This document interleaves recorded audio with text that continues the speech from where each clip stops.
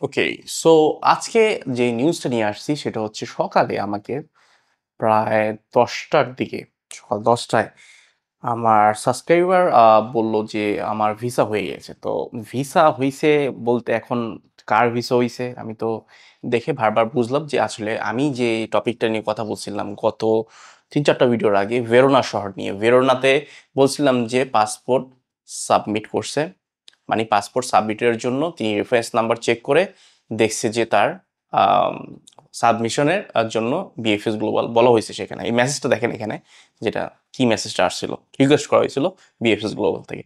তো তিনি কত বছর পরে এই জিনিসটা পেলেন দেখেন। তিনি কিন্তু তার ক্লিক ডে, মনে রাখবেন ক্লিক ডে ছিল তার 2023 সালের মার্চে। তো মার্চের যে ক্লিক ডে ছিল, তো তখন তিনি নভেম্বরে, যেহেতু স্বাভাবিকভাবেই যখন ক্লিক ডে ছিল তখন তো স্বাভাবিকভাবে তিনি পাসপোর্ট রিটার্নে পাওয়ার কথা। তো নভেম্বরে 2024 সালের নভেম্বরে কিন্তু তিনি পাসপোর্ট রিটার্ন পায়। প্রায় অক্টোবর থেকে তো শুরু হইলো, তো অক্টোবর তো নভেম্বর মাসে তিনি রিটার্নটা পায়। তিনি হয়তো বা মার্চের শুরু থেকেই আমাকে মেসেজ করছিল। তো সেই মেসেজগুলো আপনার কিছু, আপনার যে প্রথম যে তিনি যেই আমাকে কমেন্টটা করছিল, মেসেজ করছিল, সেটার স্ক্রিনশটটা দেখেন। মোটামুটি আপনারা পজ করে দেখে নিতে পারবেন তিনি কি বলছিলেন। তো সেক্ষেত্রে আমি তাকে বলছিলাম যে যেহেতু তার রিপোস্টে সম্পর্কে জানতে চেয়েছিলেন, তো আমি তাকে একটা উপদেশ বলে তাকে বললাম যে যেহেতু রিপোস্টে আসছে তার জন্য, তো তিনি আমাকে যখন মেসেজটা দিলেন তার স্টেপ মাইসিও দেখাচ্ছে এবং তার রিপোস্টে একটা মেসেজ আসছে। তো রিপোস্টে আসলে আমি তাকে বললাম যদি রিপোস্টে এসে থাকে তাহলে এটা ইমিগ্রেশন থেকেই একটা অ্যাফার্মেটিভ কথাবার্তা, মানে পজিটিভ কথা। তিনি রেসপন্স যেহেতু ইমিগ্রেশন করছে, তো সেহেতু আর কয়েকদিন পরে হয়তো তার একটা ভালো নিউজ আসতে পারে। কিন্তু ঠিকই তার কয়েকদিন পরেই এই তিনি যখন চেক করলেন, তারও অনেক হিস্ট্রি আছে তার মুখ থেকেই আপনি শুনবেন, ভয়েসটা আমি আপনাকে শোনাবো। তো চলুন আগে ভয়েসটা আপনি শুনুন। আসসালামু আলাইকুম ভাই। আল্লাহর কাছে লাখ লাখ শুক্রিয়া ভাই। আর বিশেষ ধন্যবাদ ভাই, আপনি অনেক হেল্প করছেন এই বর্তমান পরিস্থিতিতে। আমি অনেককে মেসেজ করছি বাট কেউ রিপ্লাই দেয় নাই। তো আমি বর্তমানে ঢাকায় আছি আমার বোনের বাসায়। আর আমি আজকে দেখি আমার মেসেজ যাচ্ছে। তো সম্ভবত কালকে আমরা জমা দিব সিলেট বিএফএস এ, বুঝছেন? এখন অনেককে মেসেজ করছি, কেউই রিপ্লাই দেয় নাই শুধু। আর ভাই আমি খুবই খুশি ভাই আপনার প্রতি, আপনার ভিডিও আমি ফলো করি ভাই। আপনার ভিডিও, অনেক ভিডিও দেখছি। বিশেষ করে আপনি কানাডার ভিসা ব্যাপারে একবার ইয়া করছিলেন, ওটাও দেখছি। তারপরে ইতালির ভিসার ব্যাপারে এটা আমিও দেখছি। আপনি খুব মানে ভদ্রভাবে কথা বলেন ভাই। অনেক ইউটিউবার আছে ফাউল কথাবার্তা বলে, বাট আপনি মানে পুরাটা মানে রিসার্চ করার পর একটা কথা বলেন, এই জন্য আপনারে ফলো করি। আর বর্তমানে ভাই আমি খুবই কৃতজ্ঞতা প্রকাশ করতেছি। আর সম্ভবত আমি কালকে জমা দিব। দোয়া রাখেন যদি বেঁচে থাকি ভিসা পাওয়ার পর আমি ভিডিও করে, হ্যাঁ, ডিটেলস। তো যখন আমি নভেম্বরে চ্যালেঞ্জের মুখে কিন্তু আপনি এখনো পড়েননি ভাই। আপনি বর্তমানে যেটা দেখতেছেন এটা just 10% of your success. 90% success হবে ইটালি যাওয়ার পরে, যদি সেখানে আপনি টিকে থাকতে পারেন। এবং ওইখানে যে চ্যালেঞ্জগুলো হবে এখান চেয়েও ডেঞ্জারাস হবে, বলে রাখলাম।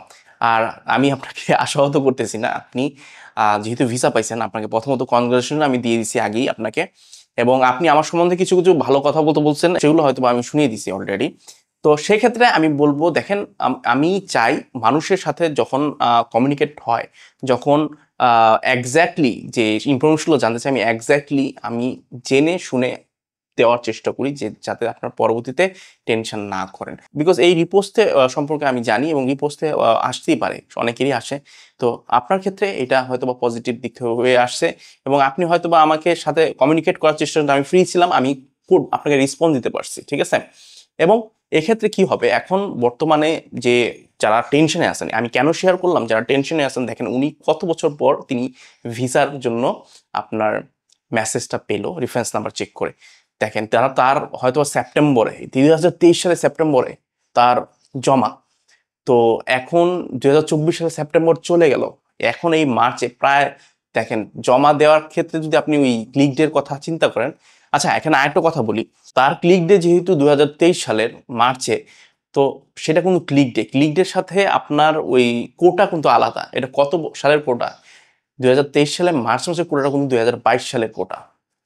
তো এইখান থেকে আবার আপনি যদি 2023 সালের কোটাটা কবে হয়েছে ক্লিক ডে জানেন? ডিসেম্বরে, 2023 সালের ডিসেম্বরে। আর 2024 সালের কোটা কিন্তু 24 সালের মধ্যেই পড়ছে, ওটা আমি অনেক ভিডিওতে শেয়ার করছি। সো এই জিনিসটা আপনাকে একটু বুঝিয়ে দিলাম। তো এখন যারা ওয়েট করতেছেন তাদের দেখেন এখন একটা টাইম লিমিট দেখেন, এর ক্ষেত্রে কি হইলো, ওনার ভিসা সবকিছু কাগজপত্র ঠিক আছে, তবুও কেন তার ভিসা পেতে 13 বছর লেগে গেল, এম্বাসি ফেস হওয়ার পরও 1.5 বছর লেগে গেল। So this type of story will be happen next day, ঠিক আছে, এগুলো হবেই, হতেই থাকবে। তো আপনারা এই কেন শেয়ার করি, অনেকে হতাশ হয়ে যাচ্ছেন।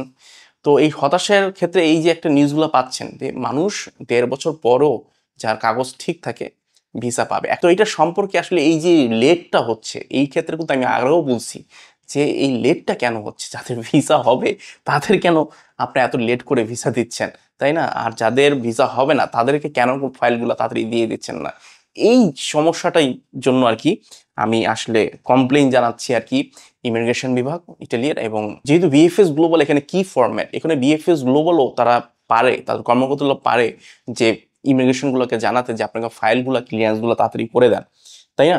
তো সেক্ষেত্রে কিন্তু তাদেরই এই যে বদনামগুলো হচ্ছে, বারবার বলি তাদের যে বদনামগুলো হচ্ছে এই কারণে, ইটালির জন্যই।